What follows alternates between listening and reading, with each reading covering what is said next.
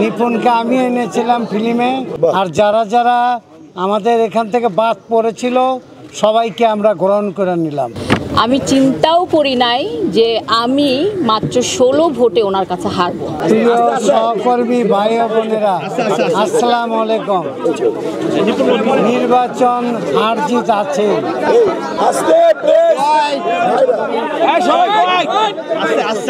নিপুণ পরে আমি নিপুণকে আমি এনেছিলাম ফিল্মে, তাতে হার জিত বড় কথা না। ওকে আমি আমার মেয়ের মতনই আদর করি। তবে আপনারা সবাই ভালো সুন্দরভাবে নির্বাচন করেছেন।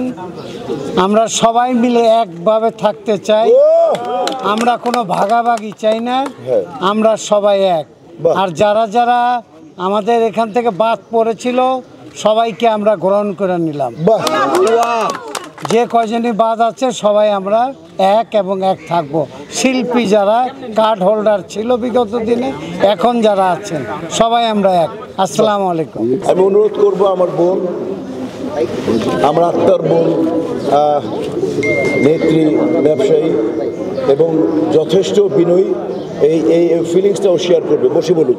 প্রথমেই ধন্যবাদ জানাবো আসলে এই 24-25-এ যারা এই নির্বাচনটা পরিচালনা করেছে, নির্বাচন কমিশন এবং আইনশৃঙ্খলা বাহিনীকে। কারণ আমার মনে হয় আমার ট্রামে আমি খুব সুন্দর করে নির্বাচনটা আমি পরিচালনা করেছি।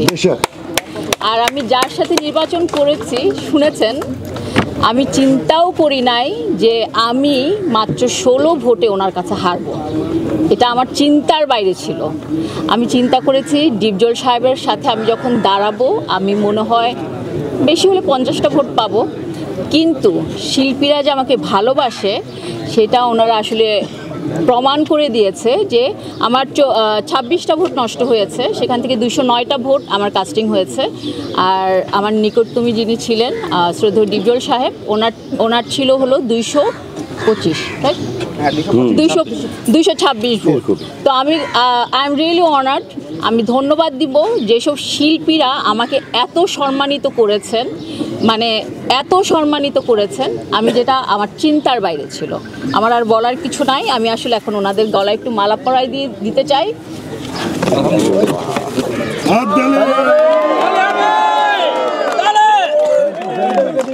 আচ্ছা